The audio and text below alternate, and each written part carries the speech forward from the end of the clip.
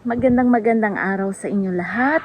Ayan, ngayon ako ay nandito sa isang isla ng Palawan sa Balabac Islands, sa kanilang maliit pa ring isla. So alam nyo naman ang Palawan ay napupuno ng isla. So ako ay nandito sa Punagis ng Balabac Island. Ayan. So dito sa Balabac, isa sa mga kanilang pinagkukunan ng kanilang, yung source of income nila ay pandaragat. Mandaragat sila, mandaragat. Ayan. So hindi lang naman ibig sabihin pag ikaw ay mandaragat ay mangingisda. So dito sa kanila ay bihira ang mangingisda dito. May nangingisda dito pero ano lang ay mga pangkonsumo nila, hindi yung talagang for sale na yun ang kanilang pinaka source of income. So dito ay agar-agar. So ipapakita ko sa inyo. Dito ang pinagkukuhanan nila ay seaweeds. Seaweeds, iba-ibang klase ng seaweeds. Hindi ko alam yung ibang pangalan, pero yung dito sa pinuntahan ko, ang kanilang tawag sa seaweeds na yun ay online. Meron kasing seaweeds may tambalang, may agar-agar. So, iba-ibang variety. So, yung variety nila na tinatanim dito ay online daw. Kasi malalaki siya, malalaki. And, ayan, kung nakikita nyo yan yung mga bahay-bahay na yan na nakikita nyo, ay yan ang mga bahay-bahay ng kung saan sila nag-harvest. Pahingahan lang nila, hindi naman yan nila kanilang bahay talaga. And yung mga lumulutang-lutang na yan na mga plastic bottles, dyan nakatali ang mga tambalang, yung mga seaweeds na yan, nakatali sa isang rope na nakatali sa straw, tapos na pinapalutang ng mga bottles na yan. So, eto na nga, ipapakita ko sa inyo kung paano nilang ginagawa. Ipapakita ko sa inyo kung paano silang nagtatali. Itinatali nila ang kanilang seaweeds para itanim ulit, i-plant doon sa dagat. At kung gaano katagal nila itinatanim, ina-harvest, at kung magkano ang kanilang ini-income dito sa pagtatanim ng seaweeds. Sasamahan ninyo ako dito sa kanilang trabahong seaweeds, pagtatanim ng seaweeds. Yan ang kanilang agar-agar. Magtatanim sila ng kanilang agar-agar. Hindi. Ano lang, agar-agar. Tambalang, ano ba to? Online. Ano online? Ang pangalan nitong nitong series nito. Online po. Online? Opo, online. Pero Ang ito pangalan. ay tambalang, agar-agar? May timbalang din. May tambalang din meron. Halo? Pero hindi po ito. Ay, pero ito hindi ang agar-agar, hindi ito ang tambalang. Hindi po. Di ba ang tambalang at agar-agar iisa lang? Variety din ma'am, pero maraming similyang klase. So ito ay variety ng online. Opo. Uy, bago ko lang narinig yung online. So yung itong online at Maraming klase rin na. sila ay magtatanim na sa dagat, sa kanilang farm doon sa dagat. Tapos pinipili nyo Yung tatalian po. paanong tatalian. Itong kinakating namin, katulad nito, mga ganito. Yan. Ito malaki. Opo. Ay, isang ganito, isang tali. Opo. Hindi na to babawasan. Hindi na po babawasan kasi kung bawasan mo pa maliit na. Anong mangyayari sa maliliit yung mga hindi na to? Binibilad na po yan. For sale na. Opo. Ang dami pala. Ito yung tira din ng inyong nakaraan. Opo. Ayan, ang dami-dami nila tulong-tulong. Pang YouTube. Yan na. Tapos, dito nila tatalian sa mga lubid. Ayan. Lubid na may mga nylon. Ay, straw. Ay. Bakit? Ang dami.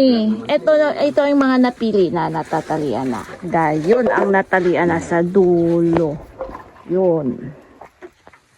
Yun ang kanilang taniman. Sa isang taon, ilang beses kaya nagtatanim? Monthly po. Monthly. Monthly? Opo.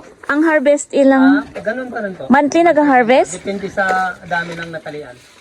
Monthly na nag-harvest din monthly? Ay, mabilis pala. Mabilis. Kada magatali, pag may matira, harvest na yun pa.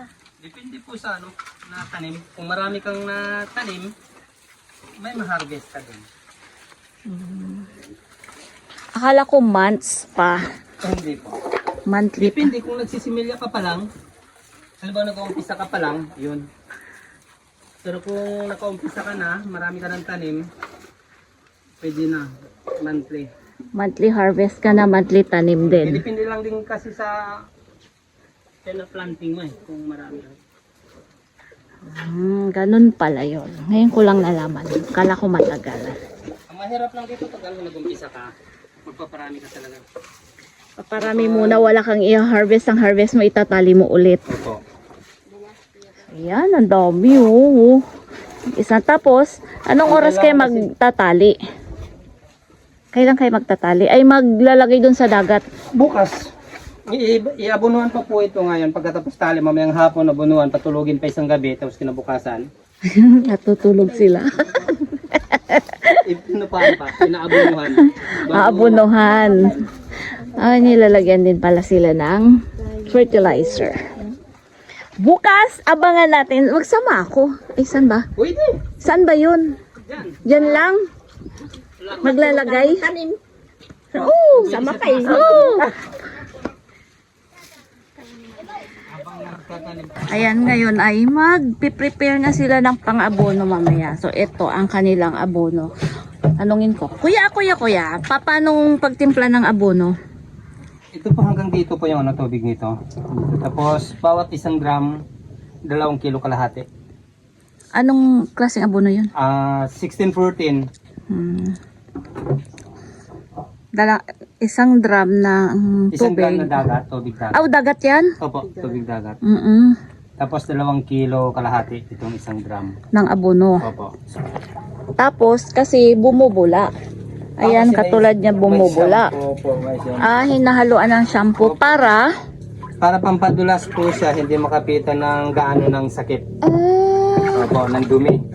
Sa po Parang yan. yung mga, di ba may mga, parang mga tala-talaba, parang hindi kinakapitan ng ganon. Opo, yan po. Sa receipt, ang tawag po namin, parang kalabang maliit po siya. Yan, sa receipt po. May shampoo. Isang drum, ilang shampoo?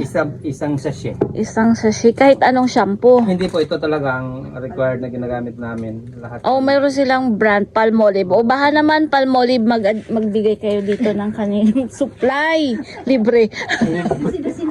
Kasi madami silang ginagamit. O yan napopromote ang inyong Produkto. inyong produkto. Madami shampoo. Imagine niyo yan. Kada mag-aabono niyan, isang shampoo ng, ayan dami-dami nila Palmolive na nilalagay. Palmolive lang pala. Bakit hindi pwede ang iba? Ito na po yung subok po namin, tested na talaga to. Taon na po. Ilang taon na po. So hindi na kayo mag-test Ay, ng iba, baka Opo. masira. Opo. Tested na po rin. Tapos, anong gagawin dyan mamaya? Ibubuhos dito o itong Hindi po, ito, isasawsaw? ilalagay po dito, ibababad po namin ng 3 to 5 minutes. Ay, madali lang? Opo, isang drum, mga 5 minutes ang mailagay dito.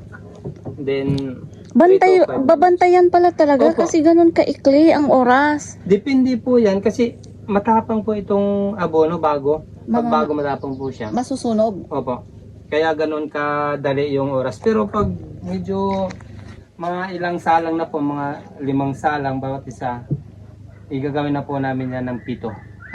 So depende. So ngayon, hindi pa nila isasalang mamayang gabi pa kasi singaw-singaw pa, mainit yung abono at daw ay masusunog ang kanilang online Opo, sa seaweeds po. seaweeds. Online seaweeds. So yan, mamaya na naman kung paano nila ang process ng paglagay. Yan na ang paghahango ng naka-fertilize. Yung lupa ay binasa para hindi mainit at hindi masunog ang agar-agar.